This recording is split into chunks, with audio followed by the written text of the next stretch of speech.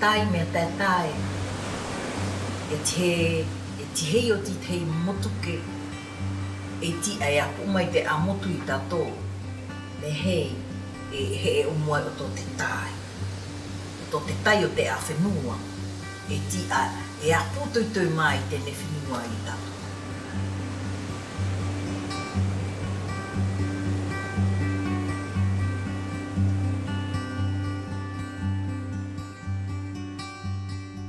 Mais qu'est donc cet archipel des Marquises dont nous, occidentaux, connaissons les tableaux de Gauguin et les textes de Jacques Brel? Quelques voyageurs et membres d'expéditions nous avaient dépeint ces îles du Pacifique, mais le plus souvent nous les avions rêvées, sans savoir vraiment quels en étaient les paysages et qui étaient ses habitants. Le globe terrestre et les cartes nous permettent un premier voyage. Au milieu de l'océan le plus vaste de la planète, les îles Marquises ou Terre des Hommes, des Fénois et Nata, constituent l'un des 5 archipels de la Polynésie française. Situé à 1600 km de l'île de Tahiti, il est considéré comme un des plus éloignés de tout continent au monde. Vu du ciel, le voyageur est saisi par la majesté de ces îles d'origine volcanique, sans lagon, et qui possèdent un relief parfois très abrupt qui contraint notamment la circulation entre les vallées. Au cœur de différentes vallées se nichent des regroupements de populations plus ou moins importants. L'archipel compte environ 10 000 habitants, répartis sur 6 îles.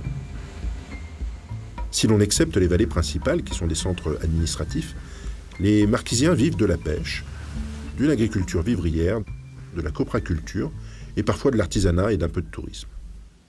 D'un point de vue culturel, les îles Marquises sont considérées comme un des berceaux des peuples de la Grande Polynésie, riche d'un vaste patrimoine culturel, matériel et immatériel.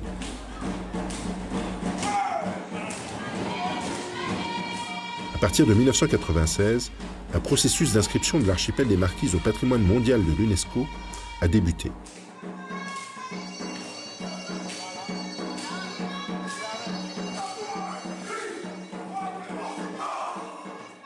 Depuis une trentaine d'années, on s'est aperçu qu'il y avait une très grande érosion de la biodiversité en général, mais marine en particulier. Et au niveau international, les États se sont mis d'accord pour tendre à une protection de 10% des espaces maritimes mondiaux en aire marine protégée. On ne peut pas dissocier dans la conception polynésienne et même dans la conception océanienne ce qui va relever de la nature ou de la culture, c'est-à-dire en fait de ce qui l'environnement et puis de l'homme. Donc les Marquisiens nous ont tout de suite dit nous, on veut pouvoir, dans notre aire marine protégée, certes considérer les espèces de poissons, les mammifères marins, les enjeux de biodiversité, mais tout en y rattachant toute la dimension patrimoniale que les hommes attachent à cet environnement. Et donc Palima, c'était vraiment la démarche qui a permis d'élaborer des protocoles scientifiques pour recueillir des données pouvant servir à la fois au dossier d'inscription patrimoine mondial et la démarche d'aire marine protégée.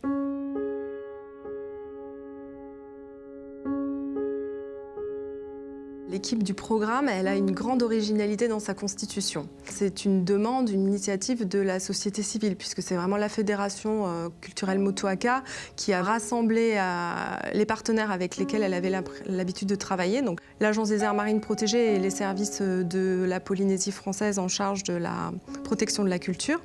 Et puis ensuite, les équipes de chercheurs en sciences humaines spécialisées et sur les marquises et sur la prise en compte des patrimoines dans la gestion de territoire. Un projet tel que le projet Marquise UNESCO suscite avant tout une réflexion profonde pour la gestion. Et cette gestion ne peut pas passer outre la formation de personnes clés, donc que l'on a appelé des référentes. Référentes, puisque la majeure partie des personnes qui ont répondu à candidature à devenir des référents patrimoniaux, ce sont pour la plupart des femmes. Et ce ne sont que des femmes. Elles vont être formées pour animer les ateliers et participer à la réalisation d'entretiens individuels. Si d'un côté, l'équipe des scientifiques et des gestionnaires transmet une méthode, les représentants culturels et les référentes ont quant à eux partagé leur culture et la richesse de leur langue. La langue est très importante pour la communication aussi auprès des anciens, parce que beaucoup d'anciens ne parlent pas le français. Il y a une force dans la langue marquisienne. Vous allez recueillir une mine d'informations. Il n'y a pas ce rapport, comment dirais-je, d'intrus qui vient voler un patrimoine. Vous établissez la confiance. La nécessité pour ces référentes d'utiliser le terme exact, justement pour qu'ils différencient entre culture et patrimoine, qui sont deux mots qui sont distincts. Son patrimoine culturel, c'est ce qui est transmis de génération en génération. Les membres de l'Académie marquisienne ont ainsi déterminé la traduction la plus proche de la notion de patrimoine, celui de ha'atumu, ha'a, agir, faire, tumu, commencement, fondement.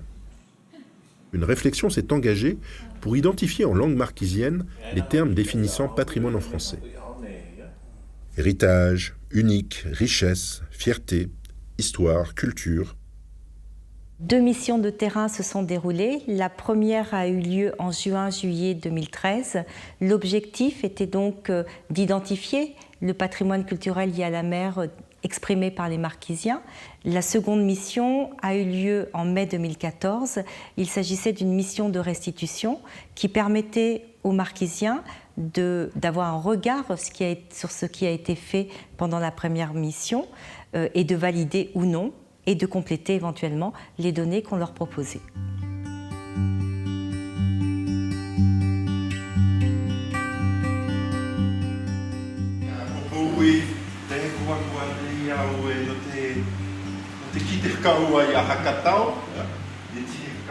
Les ateliers se préparaient en amont. Les référentes prévenaient généralement le maire de cette vallée, des associations qui prévenaient la population à leur tour. Donc nous arrivions avec notre grand groupe Palima, là où on pouvait nous accueillir, soit des salles communales ou des lieux en bord de mer. À ce moment-là, le maire faisait un discours de bienvenue et ensuite c'était la présentation de l'équipe Palima. Elle était importante parce qu'elle permettait aux gens de savoir un peu qui ils avaient en face d'eux. On leur expliquait bien aussi pourquoi on les avait invités à venir nous voir. Et donc à partir du moment où les choses étaient assez claires, les cartes étaient déroulées et pouvaient commencer les ateliers. L'idée c'était de commencer par la première question. Qu'est-ce qui est important pour toi dans ta culture et qui est lié à la mer ? Donc on attendait que la première personne prenne la parole. Elle identifiait un élément qui était important, une technique de pêche, un savoir, c'était lié à l'artisanat, à la préparation, aux préparations culinaires. On identifiait aussi sur la carte, puisque l'idée c'était de localiser l'ensemble des éléments. On notait sur une fiche l'élément en question, sa description, et après on posait la question, est-ce que cet élément est menacé ou pas ? S'il était menacé, en quoi il était menacé et quels étaient les éventuels moyens de gestion pour préserver, sauvegarder cet élément qui était important pour eux. C'était des ateliers qui pouvaient durer longtemps. En fait, on s'arrêtait quand les personnes n'avaient plus rien à nous dire. Les gens nous confiaient en fait les éléments qui étaient importants pour eux, mais aussi les confier ou les partager avec les autres personnes qui étaient autour de la table.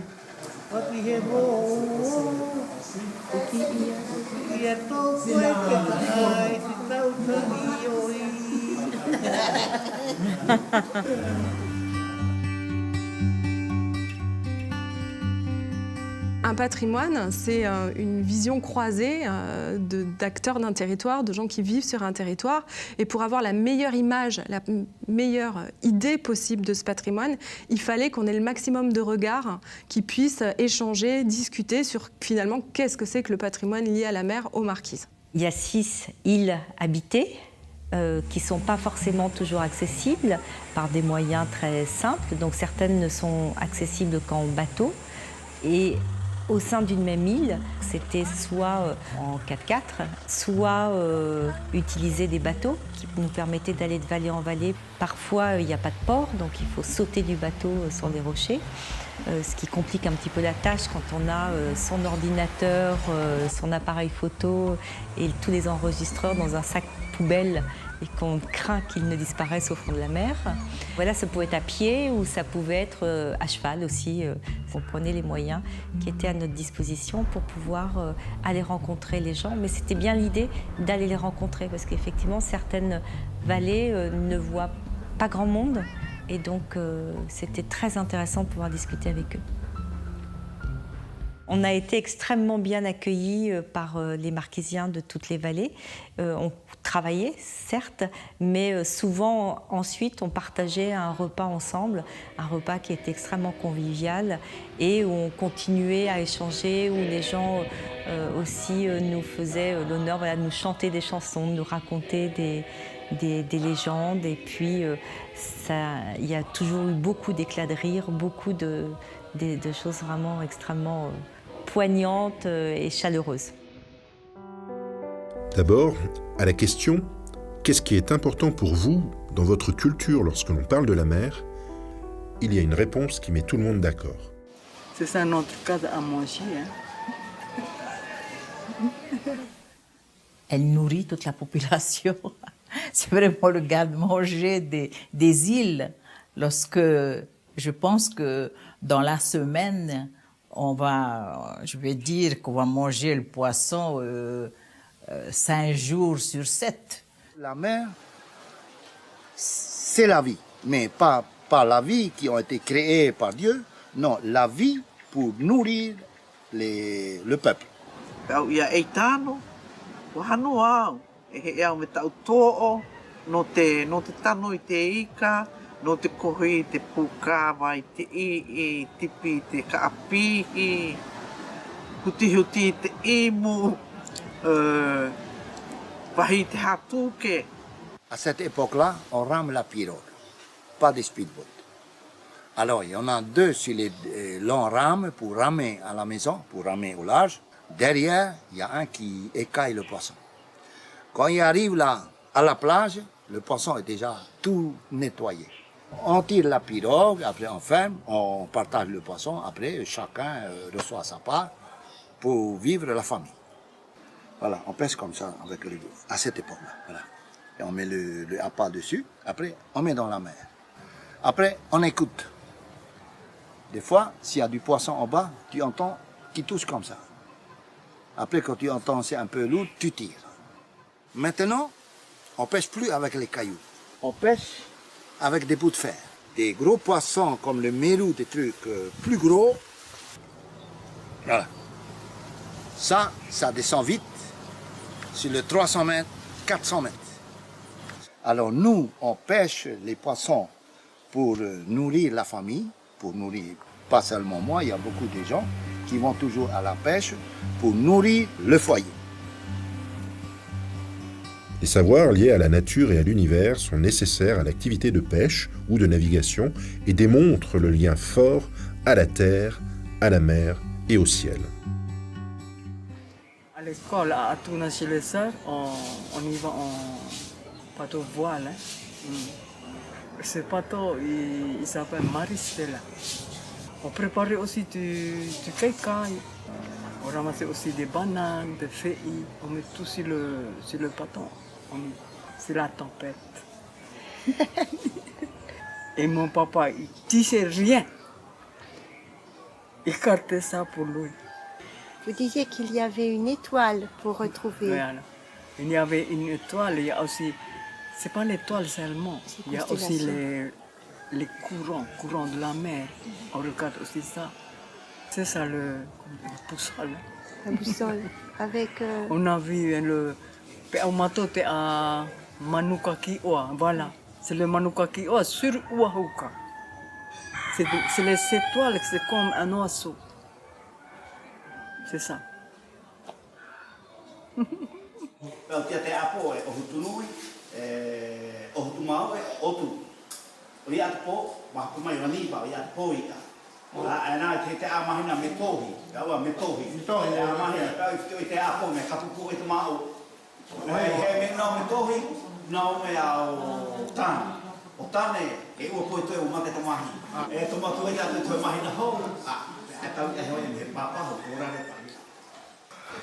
Ici, quand c'est le moment des mérous, il y a des signes naturels que les anciens voient. Ah, il faut aller pêcher maintenant tel poisson.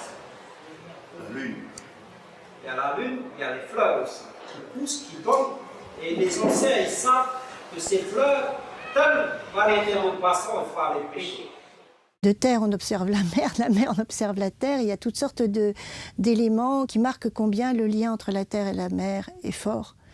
Et sur Terre, la floraison, en particulier alors de l'érythrine, c'est un arbre, un de ces rares arbres dans ces régions qui perdent totalement leurs feuilles à un moment de l'année, qui vont avoir tout d'un coup une floraison absolument splendide. C'est la période pour la pêche des poissons rouges, pas les poissons rouges beaucoup, mais les poissons avec une chair rouge, des poissons qui sont de haut fond comme le haka. Et puis pour les poissons blancs, les poissons à chair blanche, elle est marquée la saison par la floraison d'une fleur qui est emblématique. C'est la fleur du Pandanus Hinako Inano. Et ils étaient aidés durant leurs campagnes de pêche par disons des objets magiques. Tēnei honu ke aho. I nā pō ka kiu, i he mai te tau e nāta e hano e hako ana mai te honu, o i hoi e tōtia te tua o te honu, me hana i te pae kaha, me hana i ta ato tau haina me tapi ato, me hana pae kahoa. E tō ato i tēnei honu kea, e awe ato in heone, o pei ato no te he. O tū ato in heone, te tai, mo peo ia ia, a he. O pau a pi tēnei tau ena tei tō te waa. O he ato i o te wahi, i ei a ato e hano ai te honu. Te ei a, e nā te mai tēnei honu kea, e ana ia inu he tai. Me mea hoi nā ia e mōnu i te pito tau honu. E te mai te tau honu, e tū ato po o inu po o tēnei honu kea. Ia pāo, e pipi te tau e nata, ai hoi e puhi a e popoi, e pipi ma te po'o, te po'o te honu. A tia natu, ia awa ta ato honu, o pe au i tēnei kea, ua awa, ua pōta tātou hana, ahua. Pawai.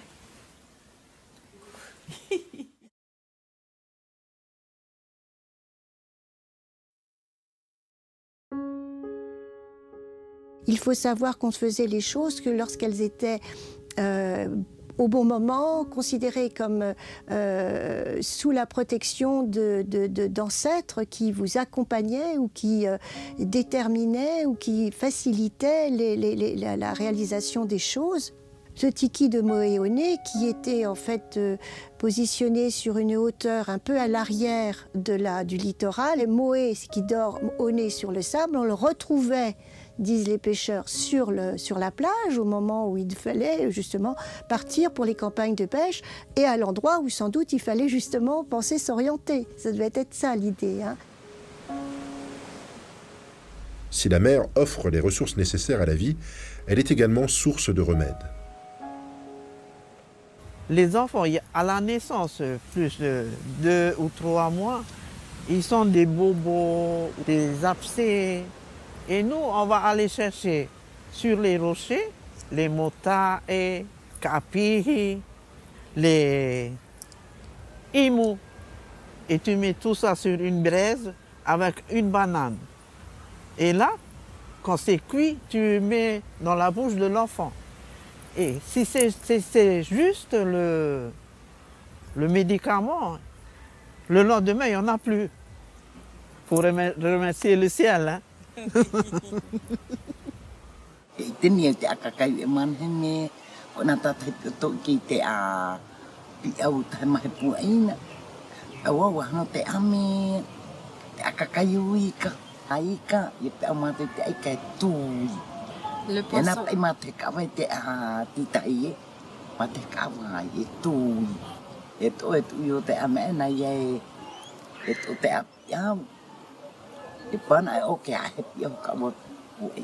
Et ça, c'est très efficace pour cette vallée.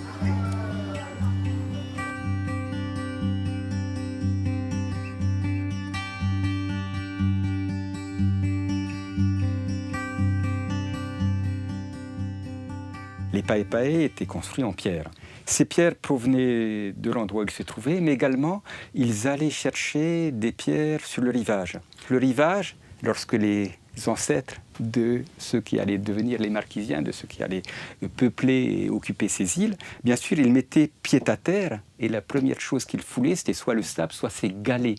Et ce qui était intéressant, c'est qu'on avait cette bordure, cette frange de galets qui marquait un nouveau monde, un nouveau Henua, la terre patrie, l'île qui allait devenir leur terre patrie. Et ils utilisaient donc ces galets, qui étaient le premier élément touché dans leur nouveau territoire, pour parmenter leur pae-pae, comme s'il y avait une similitude, une analogie entre l'île, qui est destinée à accueillir, à abriter la population des êtres humains, et le pae-pae, le petit Henua, c'est-à-dire la maison qui allait abriter la famille. Cet espace justement entre du littoral où se rencontrent la terre et la mer, c'est lié de deux rencontres, et on considère dans la tradition aux Marquises que ce sont des endroits particulièrement féconds, riches de vie. C'est pour ça qu'on se baigne quand on doit se débarrasser d'une charge très forte. Après des grandes cérémonies, on allait se baigner en mer. Elle a un tel pouvoir, et en particulier là où elle est en plein combat, mais en pleine rencontre. L'union de la terre et la mer, comme l'union de l'homme et de la femme, c'est les promesses de vie. Parmi ces endroits à l'intérieur des terres, où on retrouve l'importance accordée à la mer, il y a en particulier à Hatieou, dans la vallée d'Hatieou, il y a un rocher en forme naturelle de tortue. Et cette tortue est orientée vers la mer. Et lorsqu'on regarde près de la tête de la tortue, on va trouver des petites représentations d'Enata, Enana, d'êtres humains, avec des visions de leur univers, c'est-à-dire des cercles concentriques qui sont rassemblés. On s'aperçoit qu'il y a toute une quantité de tortues sur la moitié arrière de la tortue où naît la vie. Or, on sait que les tortues viennent pondre sur Terre, donc donner la vie sur Terre, puis repartent en mer.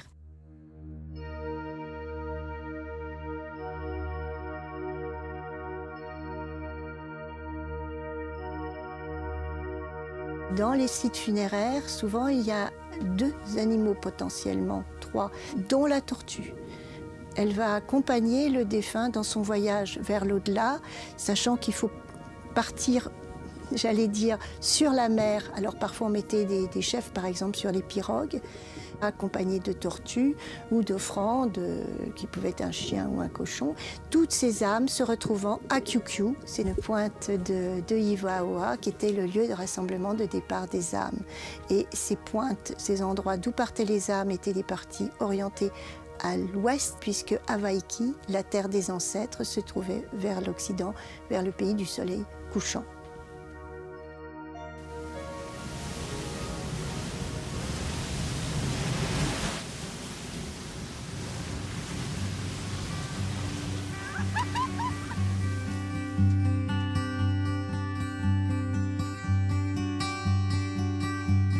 C'est assez magnifique que l'Océanie ait ce nom, puisque finalement c'est une terre de mer. Le peuplement de ces îles s'est réalisé exclusivement par les voies maritimes. On vivait avec la mer, on s'est confronté à la mer. Finalement, la mer était partie intrinsèque du développement d'un individu. Ce qui a fait dire d'ailleurs à certains penseurs de Polynésie, et Peli Alofa l'a bien dit, c'est finalement ce peuple, il est l'océan. Nous sommes enfants de la mer et nous le portons dans notre passé, mais également dans notre quotidienneté. De temps en temps, je vais pêcher avec ma maman et elle m'apprend aussi comment il faut nouer les hameçons sur le nylon, comment il faut attacher le caillou sur le nylon. Et après, on va pêcher. J'aime me baigner à la plage de Hanatea. On se retrouve avec des amis là-bas pour se bronzer, parler, discuter. Quand j'étais petite, non, c'était ici que j'aimais bien me baigner. Ah oui. Donc après l'école, tous les enfants de la vallée... De la vallée se regroupent ici Ben, la preuve, il y a des enfants qui sont à la mer maintenant. Hein. Ah oui.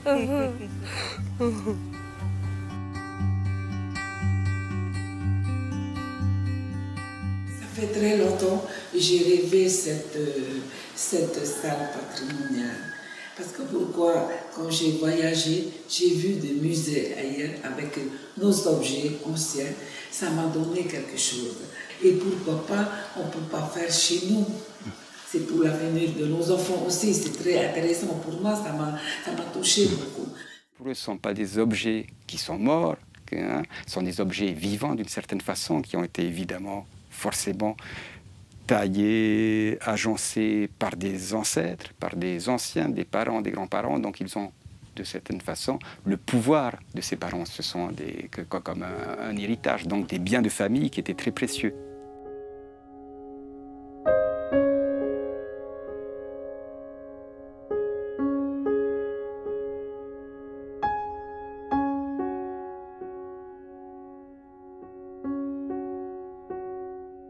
La mobilisation des gens dans les ateliers a été très forte, hein, sur des ateliers qui parfois ont duré plusieurs heures jusqu'à la nuit et parfois tard dans la nuit. Donc on a vraiment pu constater à quel point les Marquisiens étaient conscients de leur patrimoine, conscients des menaces, conscients des enjeux de sa gestion et de cette volonté, mais très puissante, d'être partie prenante de sa gestion.